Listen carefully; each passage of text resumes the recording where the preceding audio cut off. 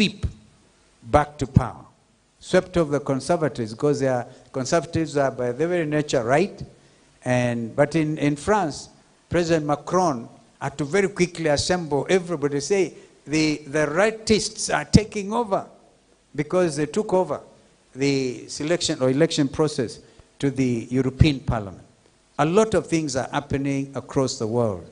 Look at the world's largest democracy in India, where even Prime Minister Modi had to do something to stabilize the country. Now, we are all watching what's happening in America. You saw the debate between former President Donald Trump and President Biden. So, no, I'm not quite sure whether Kenyans should follow that example of the way they conduct elections in America. They call each other names. I saw Trump calling President Biden Sleepy Joe. Sleepy Joe. And they say, this guy, that guy. Yeah? But that is the extent of expression. Therefore, I think we have come to a stage in Africa where the freedom of expression, the freedom of speech should not be hindered. Provided, of course, you are guided by the laws of the land, which say if you abuse me very badly, I can also go to court.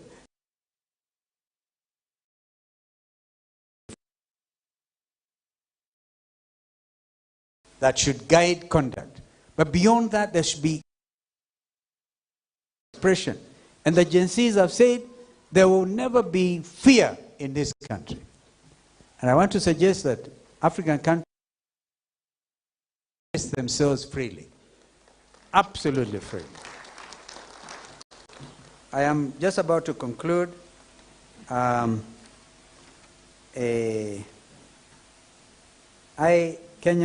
who are amongst you will have seen that I was at we call it Kenyatta International Conference Center 2 days ago.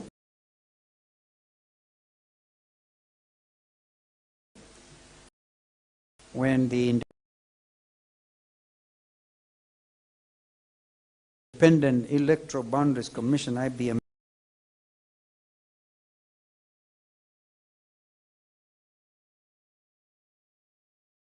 Amendment Act 2024 was signed into law by President Ruto. This was the first fruit of the 9 legislations agreed upon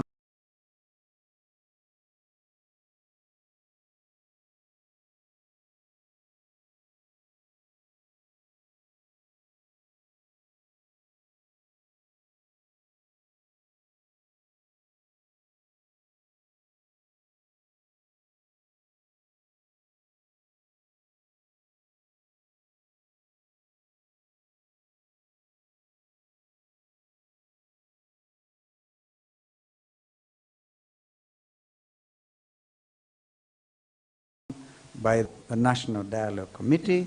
I did mention that I was a co-chair.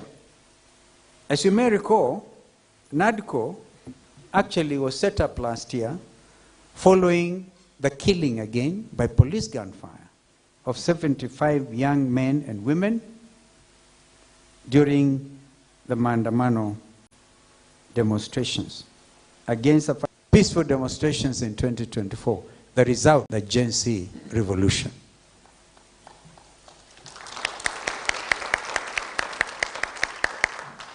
Although my political party is called Wiper Democratic Movement, I can tell you that dictators will be wiped out by youths, not in Kenya, but in Africa. So I think the name of my party is becoming a lot more relevant. Wiping out corruption, wiping out dictatorship, wiping out opulence. You know, Kenyans are amazing. They even look at the way you have stolen their money and you're wearing expensive suits. They even, I think, able to Google and see which shops you bought these things from. And they tell it to you. This minister must remain nameless, but I saw a minister when I was waiting to come here, a cabinet minister in William Ruto's government. And she told me, shockingly, that her own daughter was in the demonstrations against her mother and against our president. This is a Kenyan thing. The youth are saying, well, even if you're in that government, Mama, I'm sorry, I'm out. We are getting our destiny. We will not allow our country to go to the dogs. And she said, we have all learned our lessons in humility, thanks to Genz. No Kenyan will go about showing off what kind of car you are driving, what watch, what shoes you wear. Yes, they're saying, wait, and it's so biblical. They've even put order in churches. Nobody will go carrying 20 million shillings in a church function and donate it. They'll be asked by Genz, wait a minute, we know your salary. Look at the order that this, within just under 1 month, what has happened in our country. More importantly, Genz have shown Kenya, the region, the continent, and the world how youth-inspired active participation through representation, education, innovation, and policy reforms can bring democratic ideals to life, resulting in the defeat of authoritarian practices. I believe that if we are to realize any of our visions, be it Vision 2030, as in Kenya, or Agenda 2063, which is Africa's blueprint and master plan for transforming Africa into the global powerhouse of the future, then our youth must have their seats at the table today, not tomorrow. Now, not in 2030 or in the imagined 2063. That's too long to wait. In conclusion, it is imperative, ladies and gentlemen, to invest in youth development and create opportunities for their meaningful participation in decision-making processes, ensuring that their voices are not only heard, but acted upon. I thank you.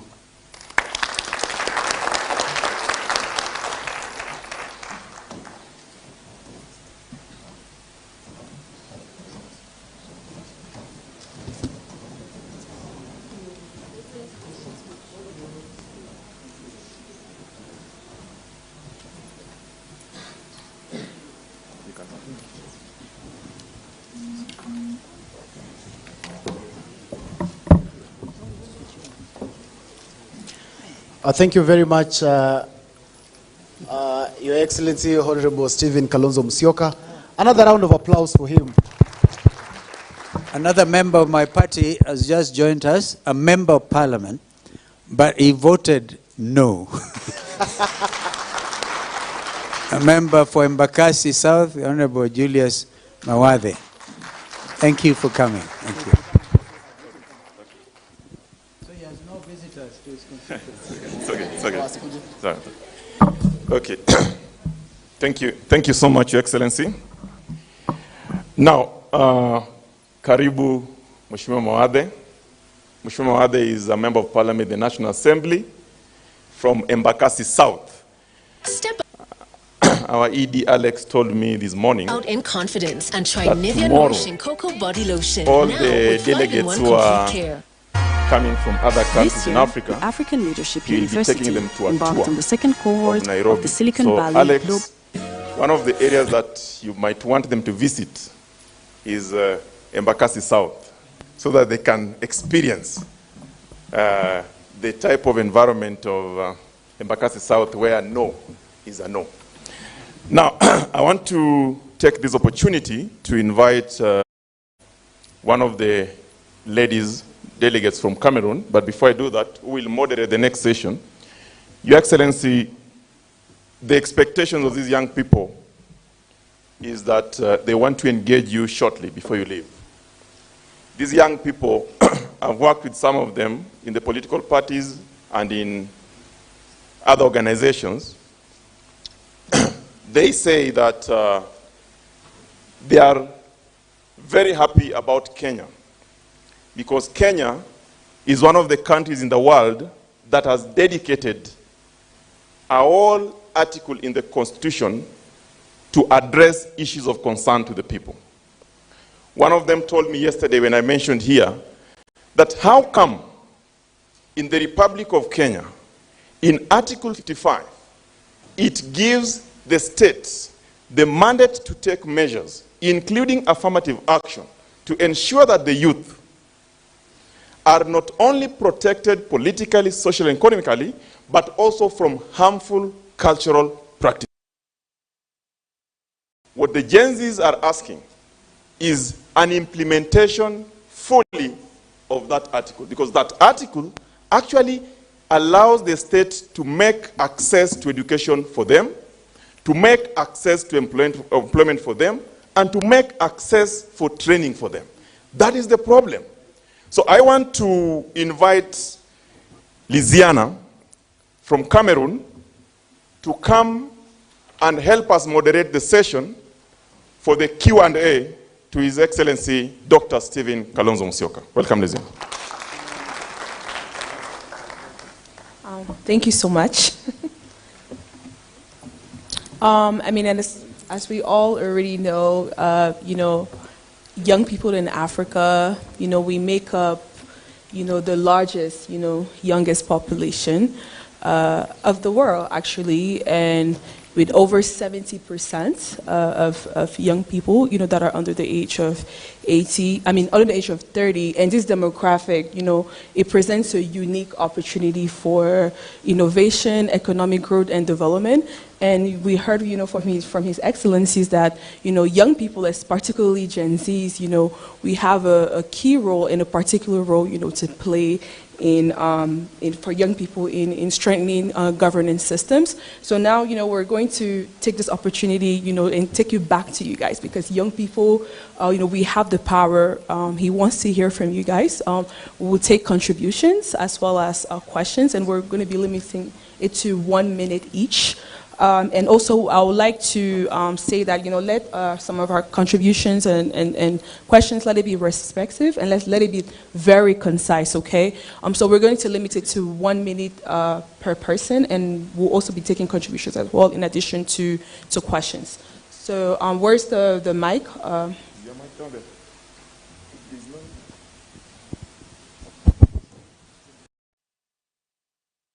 There should be one.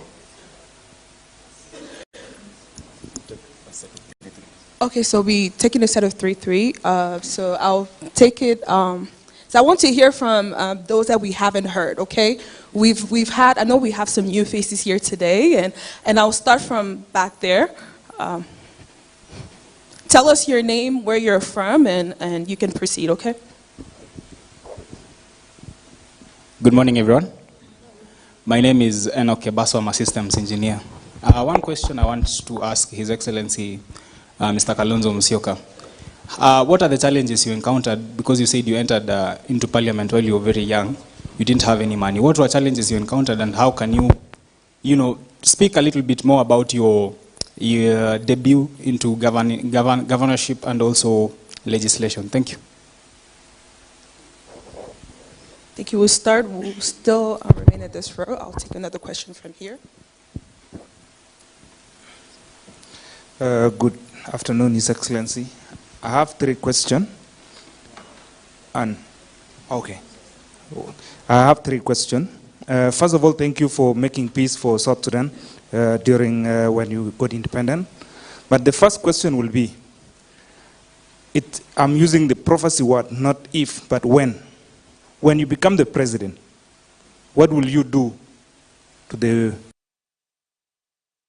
specifically to your own party youth, and then to the African youth? Those are the questions I'm asking. Thank you so much. Yeah, I was told 3 questions per session, so let's hear from a lady, okay? A woman. Thank you. Thank you, Your Excellency. My question is based on the demonstration. Sometimes in 2020, we had what we call the EndSARS in Nigeria. And I must confess to you that it was great like this until it was hijacked. We obviously know it's politicized, and then, they put an end to it. Until today,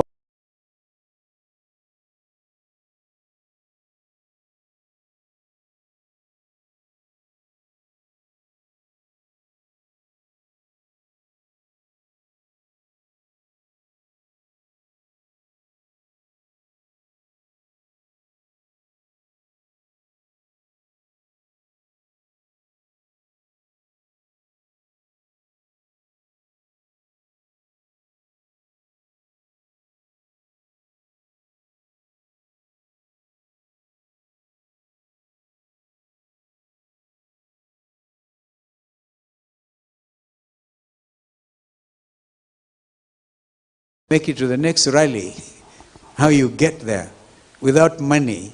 And then the car, we named it a car. If you Google one of these famous movies at the time called The Car, we named it after the car. It's a miracle thing. And we just kept on going because we had a vision, we had a commitment, and the zeal. So, challenges are never insurmountable. You can deal with them. What would I do, my friend Garang from South Sudan, even from the point of view of wiper democratic movement? I didn't indicate yesterday we were confronted with the Genz demands on what they want to do. In fact, one of the things they wanted to do, that's why they are so properly branded, they looked at the party colors used on the headquarters of the party, and they thought it was not the same colors they are wearing. So Genz threatened the executive director, we are coming to paint the party offices. Active action. But we must allow them space. Within Wiper Democratic Movement, we have a chapter which is called Young Wiper Democrats. Even the Women League, Wiper Women Democrats. So I think that other political parties may have similar. We give special attention to people with disability. If a young man called Keter, who is a chair of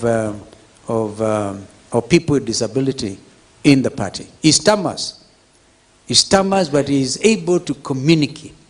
So whatever it is, disability is not inability. He has an excellent mind and is able to contribute. So there's a lot that we can do, and we are determined to mentor the next generation of leaders. What would I advise to our friends in Nigeria? Nigeria, of course, is Africa's largest. Shall I say democracy? It's Africa's largest country. Kenyans have a joke. They have a joke about Nigeria. Because Nigerians are very proud of their country. And if you watch CNN, you see Nigerian ladies promoting Glow or something. But they always believe that out of every four Africans, one is a Nigerian because of their share numbers. And so, the rest of the continent is very proud of Nigeria because they know if you use your numbers to bring change, we know you're dealing with extremism in the north, in that areas of Kano, and the extremism is different, it can be dealt with differently. But this Kenyan mother goes to Nairobi hospital and gave birth to her fourth child.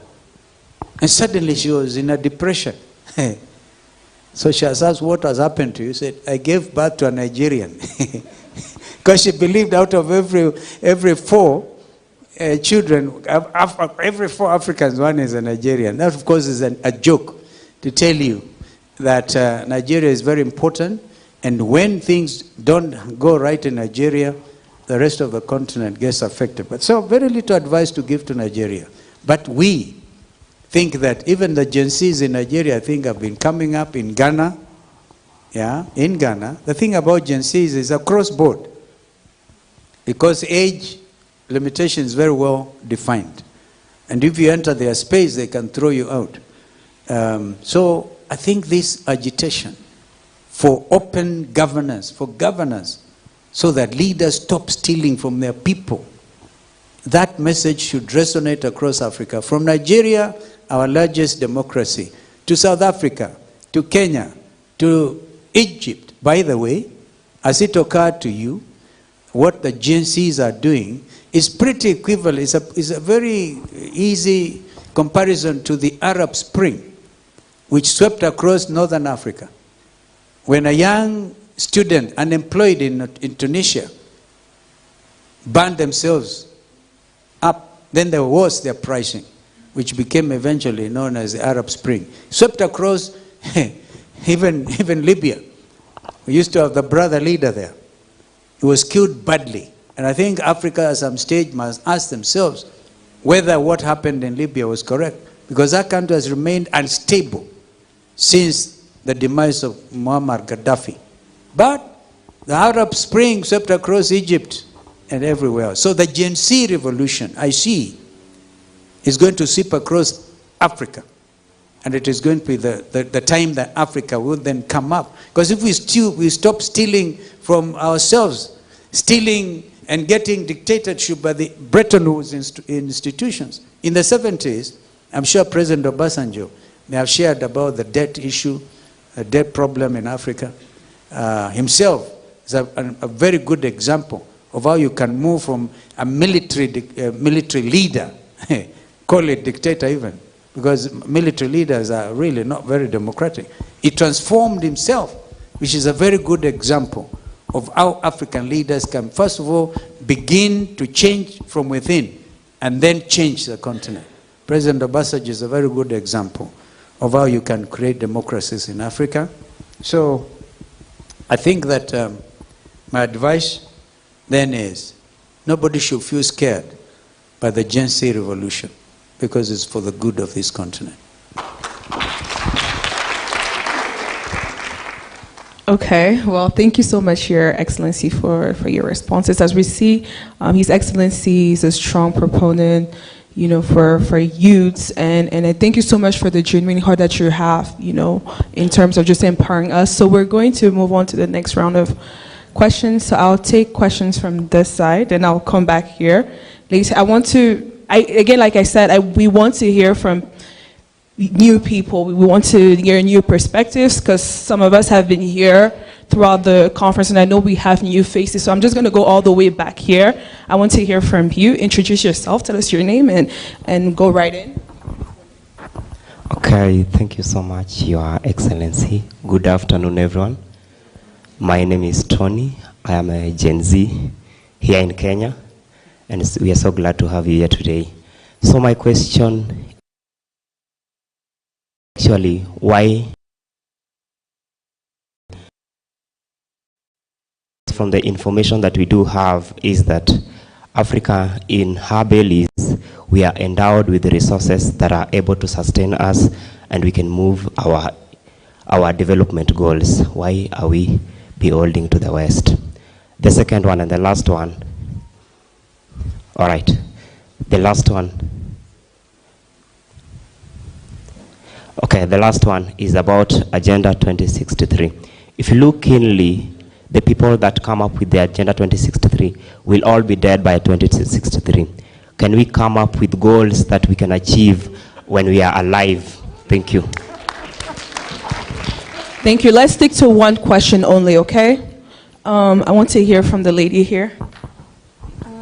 Hello, my name is Audrey. I'm a student at Strathmore, and mine is not really a question, it's just a response to the question you asked. You asked when this dialogue will happen. I have a list of 4.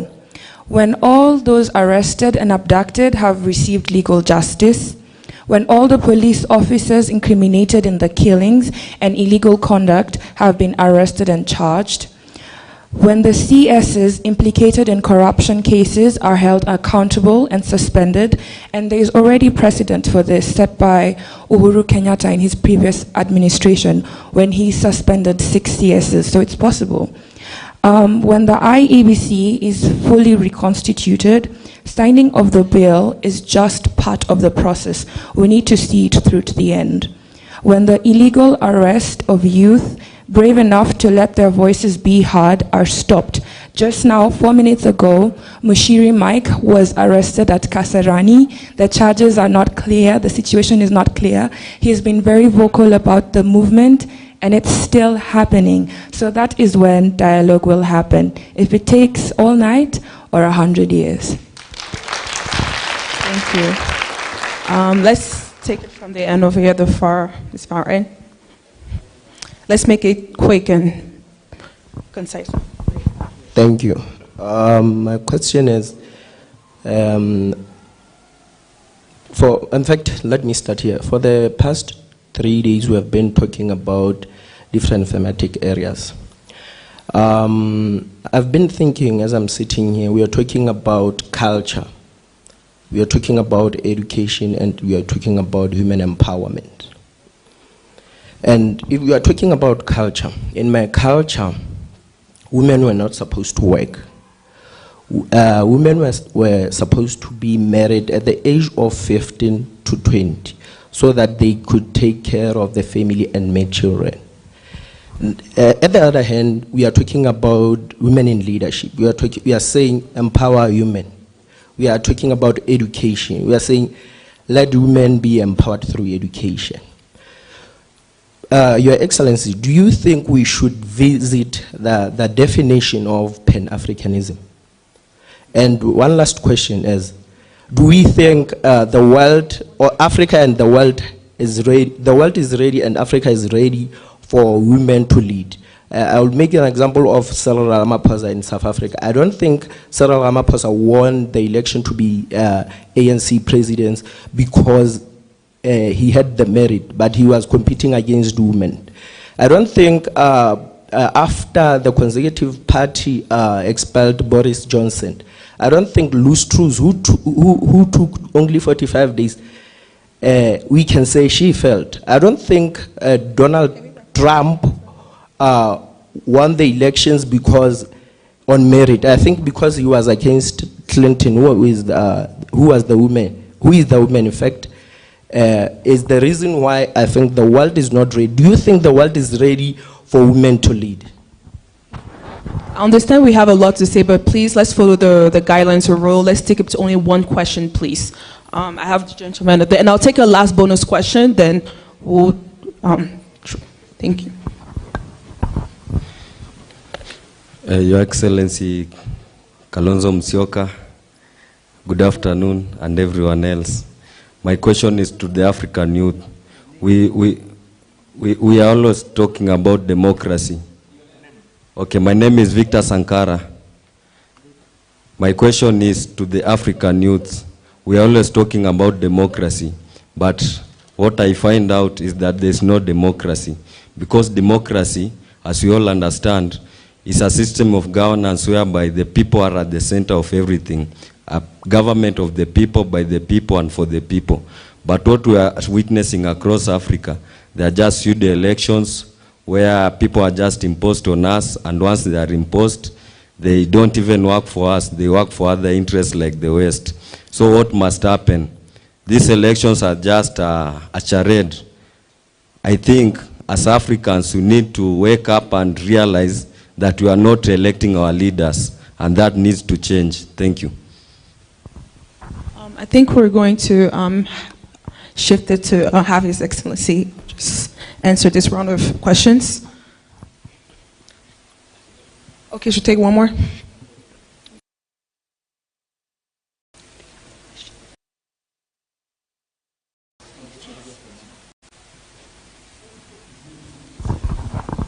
I can see the moderator want to gag my freedom of expression anyway. Because His Excellency, thank you for your kind permission. My name is Kojisaki, Assistant Commissioner for Social Development, United Nations International Missions, and also African Development Focal Point to the United Nations. I'm so much happy that Executive Chair caught my eye and said that I should ask this question. Unfortunately, governments upon governments assume power, and after they have assumed power, they give opportunities and privileges to their party cronies. And for that matter, when it comes to elections, there are always leaders who are bent to secure power by all means and forms. And as a matter of fact, it has some economic implications on our continent.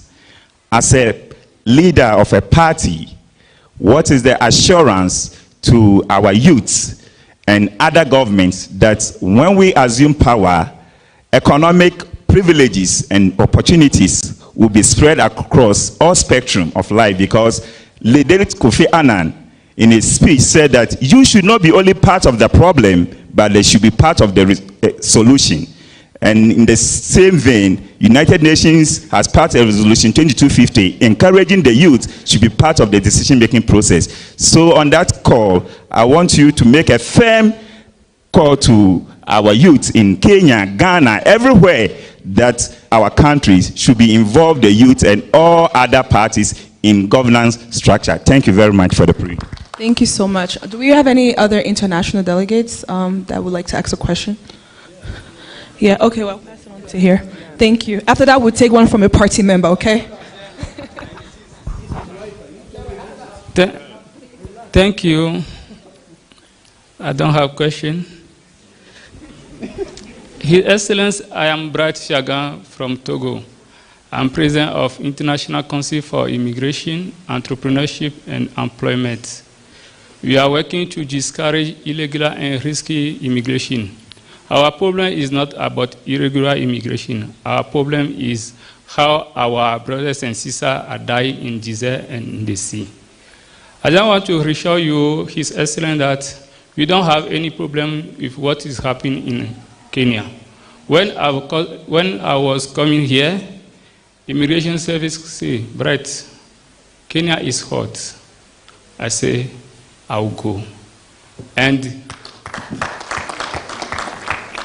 when I will go back to my country, in the airport, I'll say, Hakuna Matata. Kenya is safe. Because what is happening here concerns us as Africans. I'm not feeling like a stranger in Kenya. I feel like a home because Kenya is a good country. No matter how is the environment, what is very important for me is the Kenyan. Kenyans are very lovely, they are very intelligent, they are wise, and I love their leadership. Thank you. Asante. So we have a party member that wants to speak to you. Okay, thank you very much. You're right, Excellency, my incoming president, Kalonzo Musyoka. So my name is Edwin Musembi. I'm a member of the Wiper Party, and I'm also a student leader at Kenyatta University. I want to make it first clear that Kalonzo Musyoka is a paragon of hope and democracy in Kenya. And I will thank him for, first of all, giving us and the youth space to participate in such a conference. I would love to ask a question, but before I ask a question, I'd love to give examples. I want to... Okay, just a minute. The average age of Kenya, I've sampled the populations that are here, is 20 years. The average age in Togo is 20 years, Nigeria 18 years, and Liberia 18 years. The average age of Germany is 45 years. If you look at Germany, Germany is doing well compared to most African nations in Kenya. It's doing, in Africa, is doing a lot of robust industrial changes. You don't see that in many African countries with such a youthful population.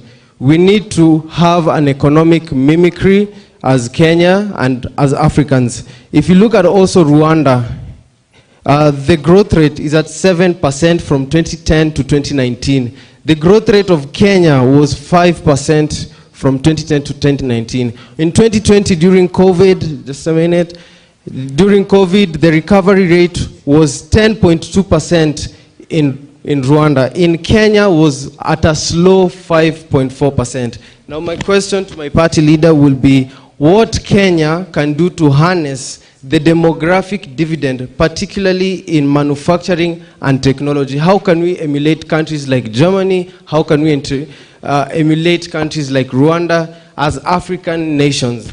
And I would like to give an opinion. Thank you so much, Your Excellency. Thank you. I think I must tell my young party leader that patience pays and always give space to others. So that is a due, I think, from your party leader. You can't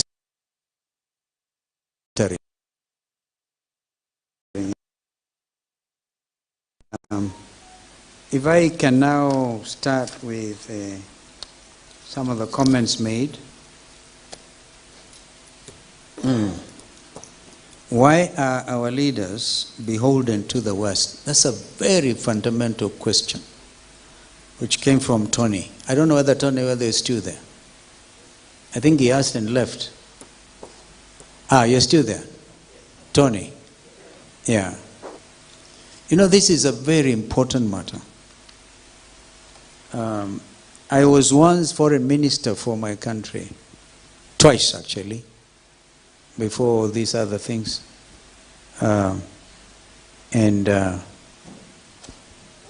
Our foreign policy as a country has been that of non-alignment. You know, African countries and some in Europe and others met in a city called Bandung in Indonesia and founded the non-aligned movement because our countries did not want to be seen to be pro-East or pro-West. And in the case of Kenya in 1965, and a very important document which was legislated upon in Parliament, led by then people, you may know people like the late President Kibaki, the late Tom Joseph Mboya, session of paper number 10. I want to refer young Kenyans to that document. Session of paper number 10 of 1965 on African socialism and its application to development. That's when Kenya again chose a position not to be pro-East or pro-West. Therefore, to hear that Kenya now is a non-NATO ally is a deviation. It's a deviation from that very important principle in terms of international diplomatic conduct. And it does place Kenya on a very difficult pathway.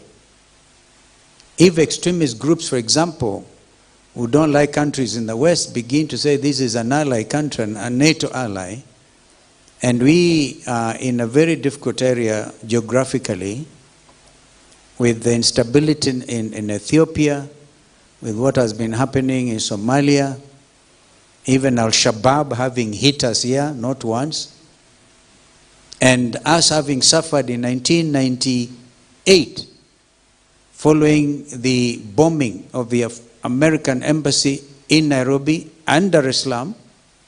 In fact, I hold the view, had the world taken seriously what happened in 1998 here during that bombing, where over 222 Kenyans died, and today a lot of them are still maimed, and we suffered for mistakes which are not ours. We were not even NATO allied. Therefore, this matter of NATO allies or not NATO should be discussed in Parliament and a position taken. And I think a lot of people agree that non-alignment is the best way to go. We don't want to be East or West. East or West, absolutely no. So thank you, Tony, for asking that question. Dar es Salaam did not suffer as much damage, but that again was a problem. Now, these terrorists were targeting American interests. Now they'll be targeting American plus Kenyan interests. Can you imagine? So, on arm's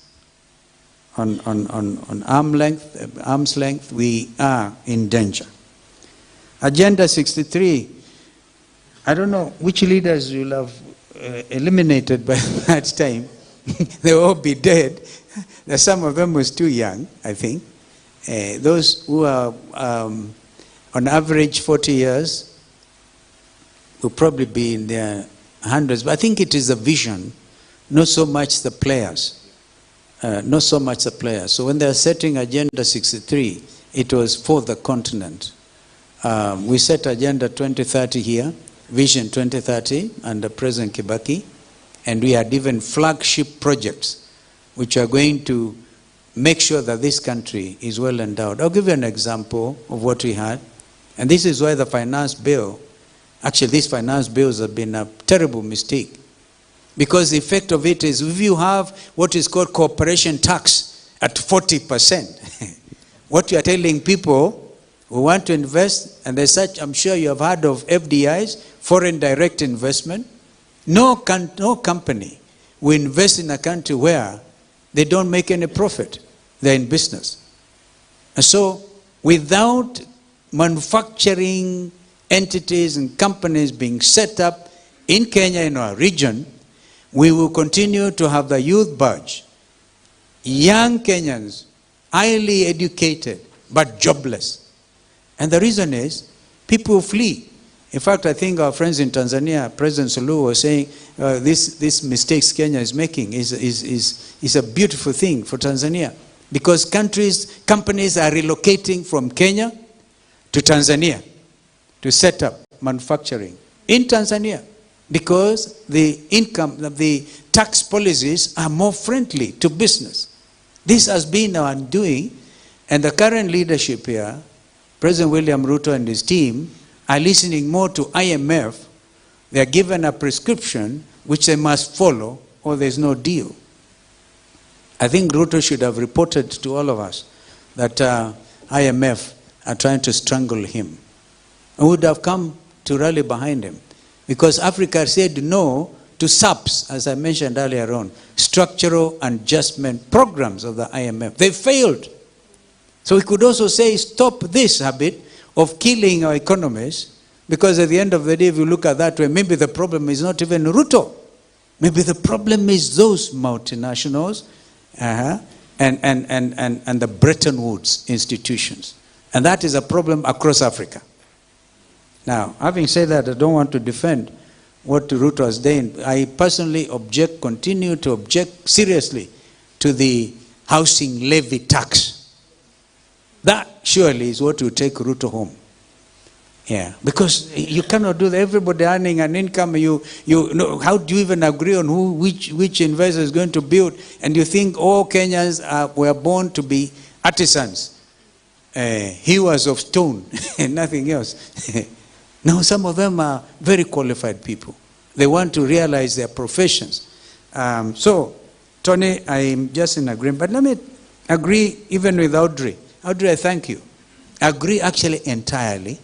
And as a lawyer, I can tell you I have nothing useful to add to what you said. The preconditions, because those are preconditions to dialogue. You're basically saying nobody is averse to dialogue. You cannot. As I said there, dialogue should be a way of life.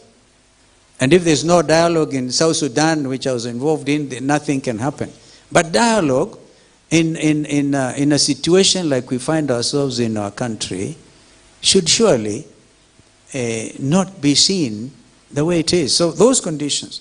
I attended the funeral of Rex Masai, the first one to fall out of the 41 young Kenyans. And what the mourners, the Genz were shouting is, justice for Rex. Justice for Rex. So if there's no justice, you cannot even begin to think of dialogue. So Audrey, I don't know whether you are from the law school at Strathmore. If you are, I met your former dean in London a few days ago. And he was asked to serve in the audit committee. I'm quite sure he must have, Professor, very difficult name, he must have declined. So I really agree with you that there must be justice, and there must be, those people, abductions must stop. I met this young man, the president of the Kenya School of Law Students Association, Okuya.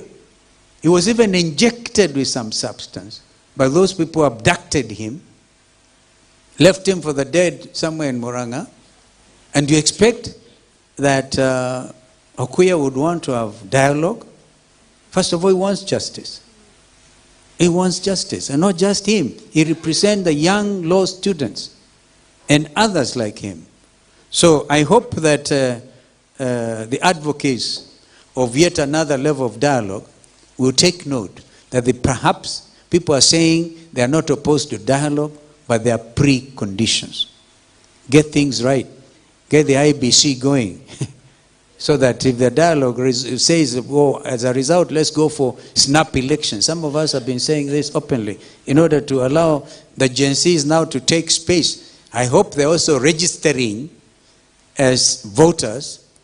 And I can tell you, having run once for president, the most expensive item is providing 3,000 shillings per agent in the 15,000 plus polling stations, which are primary schools. If you calculate that, if you don't have billions, you can't even begin to think, to run. But I believe the spirit of Gen Zs can say the Gen Zs will themselves be the volunteer agents in every polling station. That would be the culmination of bringing true democratic liberation to Kenya. So that's my challenge to you, and I agree with you. As I said, nothing useful to add. Very quickly, Victor Sankara. Where is Victor Sankara? Yeah. You're very skeptical about democracy, and I can't blame you. Barack Obama, the 44th president of the United States, is regularly quoted on CNN by a lady called Christian Amonpour. Very brilliant lady. And she's asked, what is the future of democracy? Barack Obama says, democracy will win if we fight for it. Now, first of all, we are going to know what is democracy within the African setup. Clearly, African Union, and I was there, the transition from OAU, Organization of African Union, to Organization of African Union, that OAU, to now AU. In the Constitutive Act of the AU, African leaders have said no to military dictatorships because they are undemocratic. And when you get, that's why some of us are clear, get our men back to the barracks. Don't get them onto the streets. Because you show them power, they'll get it. And I think even William Ruto realized, hey, day one they came, second day they were not there. He returned the brutal police force to be able to deal with that. So democracy, therefore, is a very important matter, Victor. Our friend from Lesotho, Pan-Africanism, and then whether truly the world is ready for women leadership. Yeah, you mentioned this lady Truth. I think she was the shortest serving British Prime Minister or anywhere in the world. 45 days. I think I can't blame her. Sometimes I think can be very hot, and you just leave it. Just leave it. And out there they even do very interesting things, even in the UK itself. But let's not give up. This conversation whether if Biden stops, if he doesn't run, maybe Kamala Harris, but she's an American of Indian origin, will they allow that? All these things. There's tribalism across the world. So I think it is that important that leaders in every country, unique political environment, should be able to sit and agree. In this country, for example, every Kenyan will know the time we had the freest democratic election was in 2002, when all of us said Kibaki Tosha. And the man who said Kibaki Tosha will be talking to you later this evening. And it was so clear that even if you steal the elections, you cannot. You steal the elections until you look funny. And that's why President Kibaki said that even stealing requires intelligence. Yeah. And it's still blatantly. So, and that's why Kenyans are actually unhappy about this dialogue. Because they know it is because we had yet another unfair election outcome in 2013, 2017, when I actually ran as Raila's deputy for those two elections. And I know we won in those two elections. Then we didn't win. And can you imagine you win and then you don't win? It's very painful. And that is democracy. Our friend from Togo, dealing with illegal immigration, yes, I agree that, yeah, this is a beautiful country. Thank you for coming to see us, even when we are uncomfortable. And I'm quite sure you have a story to tell when you are back in Togo. You know, there was the Lome Convention, which got a lot of African countries going those days. African countries and Caribbean countries. So in terms of economic management of the African continent, country of Togo stands very, very tall. I don't know, the young Wiper Democrat is clearly done some reading around. sees Germany is doing well, average age at 45, 40, and 20. And the answer lies in what I said. If we cannot bring companies to invest in Kenya, we cannot create jobs. All right? We end up with an election slogan of a wheelbarrow. That is the best we can do. You're actually highlighting poverty, that you can only do any kind of job. Hey, cleaning toilets? Surely. And you've been to the university? There must be those category of Kenyans who I'm sure will happily want to do some of those jobs. But to lift ourselves out of poverty, we need to think positive. We need to act positive. Have I left out somebody? And culture, Pan-Africanism, our friend from Lesotho, on Pan-Africanism, yeah.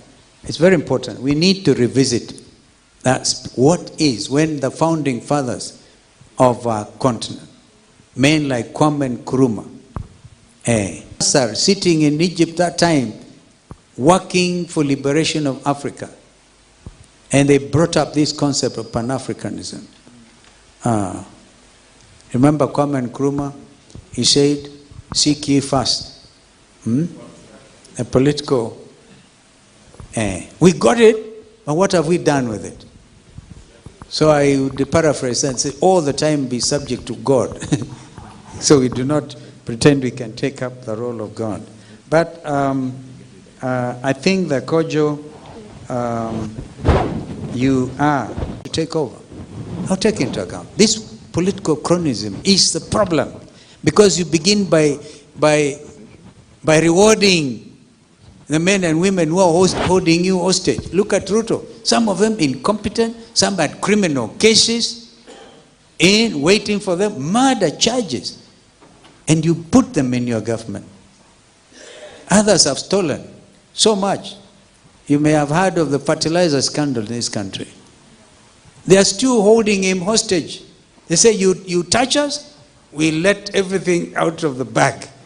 And you look as bad as we are. So that is a problem. But if you go for professionalism, not always looking at your own party. I told you in this country of 90 political parties. If I was to be president and I just go for Wiper, how would that look like?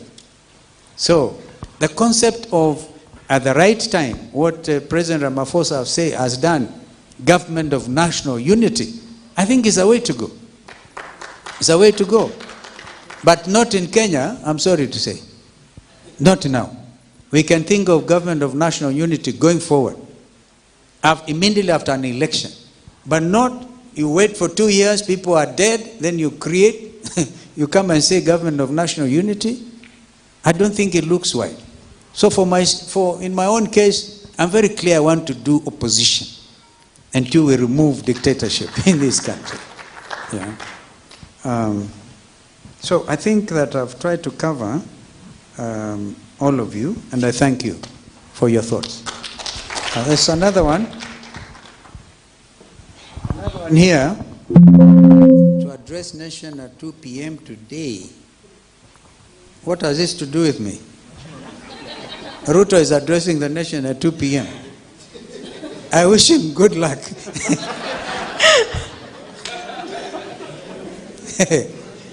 I wish him good luck.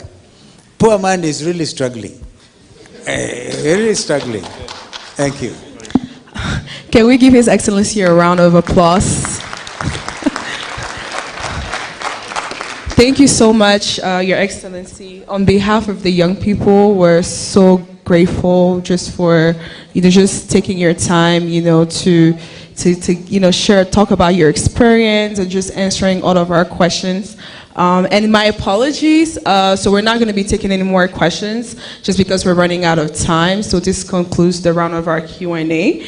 And and then we know the topic we're just truly just focusing on the role of young people in governance and youth in governance just promotes positive outcomes among young people. And we just have to just keep fostering resilience of youth, just our unity, and just seeing how, we can be, active participants and citizens of, and just understanding how decisions are made and how to organize and just to be part of this movement. And even just coming from Cameroon, honestly, like, I just hope, I'm just looking forward to the day where, I just truly envy you guys Kenyans, honestly. So now, and next we're just going to have the vote of thanks by Honorable Sasha. But before that, I just wanted to say that right after her vote of thanks, we're going to move up to the photo session, and right after that, we'll have lunch. So you have the mic. Thank you. Thank you, Lisiana. Your Excellency, Honorable Stephen Kalonzo Musyoka. Can I interrupt you? Yes, kindly. Sasha, give this some thought. Yes. Part of the problem in Africa is the big man syndrome. I came very close as president. But what has gone into the minds of Kenyan leaders is when they are called Your Excellency Governor, Your Excellency President. You saw me address Ruto as Mr. President. I think we need to get rid of these things. This excellency, if you are an excellent, you're comparing yourself to God. True. So maybe I'm Mr. Kalonzo if you want. Mr. Kalonzo. Thank you. Well guided, Mr. Kalonzo, though a bit awkward. We are not used to that.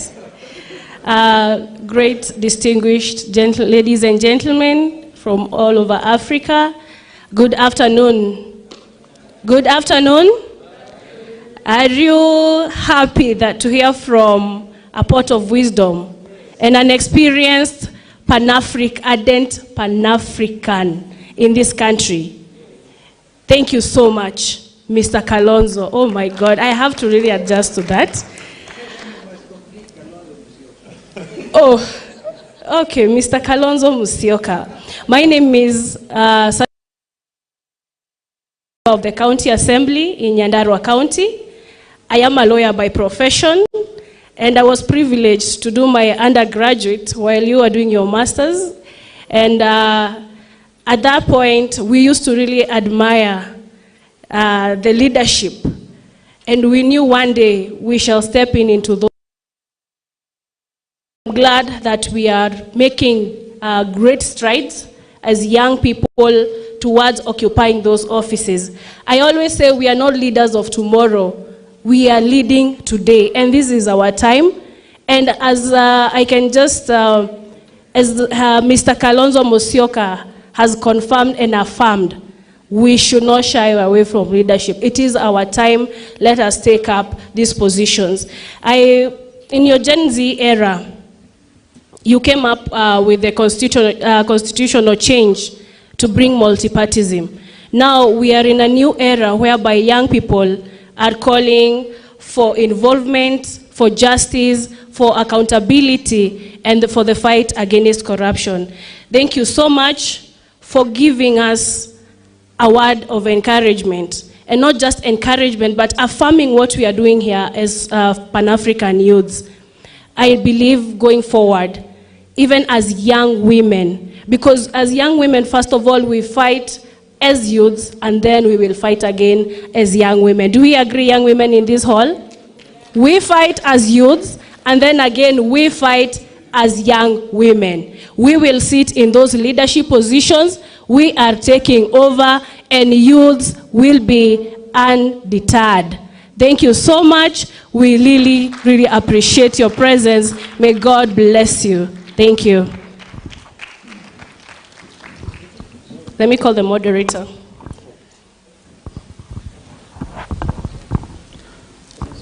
Okay.